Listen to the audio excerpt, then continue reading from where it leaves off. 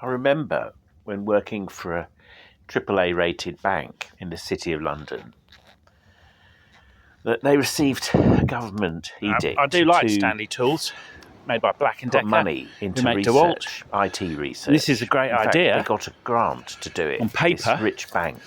No, it's not the best tool. Have a look. Money to invest in IT research. Not that a bank was necessarily best placed to involve themselves in IT. Can't really cut anything. The bank bigger spent than it 5 on mil. Contractors like myself and just labelled our activity research. We were just doing normal analyst programming work. But fair enough. I can cut that with arthritis and secateurs. But the point is, can't cut that, for instance. Government sometimes, not perhaps the best with the tool. best will not in the world, often without, sway the path, the natural path of evolution of industry. And I have to ask, is that economically sustainable? Evolution needs to, by trial and error, find its own much path. Better. So it's got a nice feature in that to a positive future. What you can't get. What's this got to do with what you can't get through there? Dramas on television won't cut. So basically, everything that this will go through will cut. It won't go. Of the large that won't go through. That won't cut. Police crime dramas on television. This adapter for it useless. Sherlock nice Holmes, idea, but this Columbo is useless. Type detectives. Whereas my experience on the street was far from that suggested reality. When my brother died, it was obvious to me that there was foul play.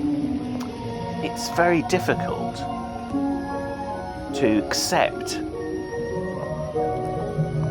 hard facts that point foul play to a so-called loving partner. This is the thing about most relationships. Well, it's a thing about most relationships. A couple may love each other. They don't necessarily like each other. That kind of relationship would have a lot to do with evolution. So my brother had travelled to Barcelona, Digital as he ID did, for 6 months of the year to lecture on philosophy of control at the University of Winchester, and to explore his art, and to enjoy the warmth on the beaches. About it being he never learnt evil, Spanish or Catalan because he wanted to live in this bubble. Full explanation of their all the people around legislation, justification were for talking public philosophy, and a digital vote. Of course, that would be if he learnt the language, he'd come to understand. They were talking about the weather and the price of stale bread. We were an organised family. We are our mother's children. My mother had 4 filing cabinets, maybe 6 at her workplace. We kept everything. Now, my brother had a file that had will written on it. His last will. It was empty. So he travelled to Barcelona from London and he'd left an empty will file in London. This means 2 things.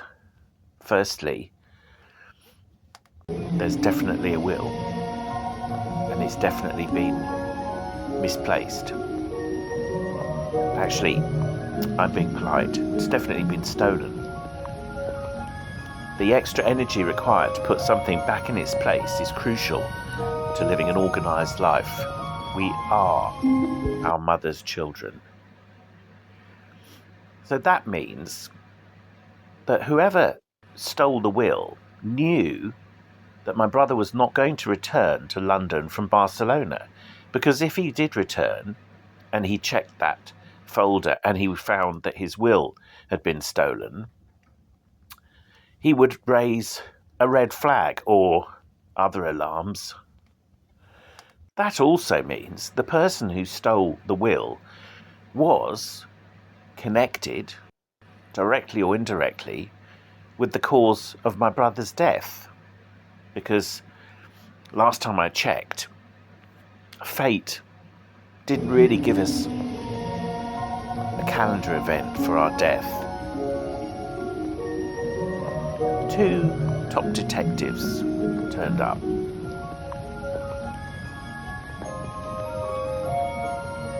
When my brother died. In London, even though he died in Barcelona. Died. Not quite the right word. I told them this Columbo scenario. They had no idea what I was talking about. Of course, they're going to question whether my family are all as organised as I suggested. I think the connection with a will disappearing in London and a death in Barcelona was way beyond any kind of degree of their imagination. That would be a real Columbo Sherlock Holmes moment to have understood that. But these were Metropolitan Police finest detectives. It got worse. Somehow, by the time I had raised an issue with the coroner in Spain, my brother had already been cremated. How did that happen? Well, apparently it even gets worse. I had given permission. My late brother's partner had took it upon himself to pretend to be me, my brother's brother and next of kin, and pushed forward through administrational laziness for a cremation without autopsy. Well, there was an autopsy, but not a competent one. The coroner noticed that my brother died during sex. Question was raised because in the police report, my brother's carer or partner had stated that he'd gone out for the night. He wasn't there when my brother died peacefully in his sleep. That doesn't tie up with dying during sex. Which, of course, actually I could believe because my brother was such a gregarious, ebullient, philosophical character that he would have chosen to die the best way possible, which has got to be during orgasm. Anyhow, back to the story. My brother's partner,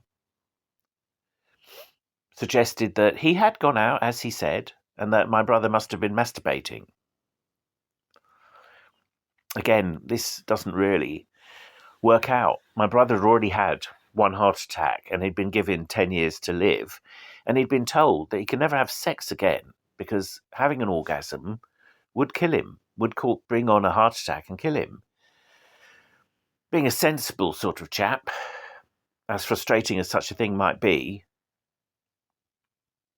masturbating would be off the cards. So then, another Columbo moment, we're looking at the scenario where the partner encouraged some sort of sexual activity, having stolen the will, or being, let's be kind, being connected with whoever did steal the will, with the plan that my brother would never return to London.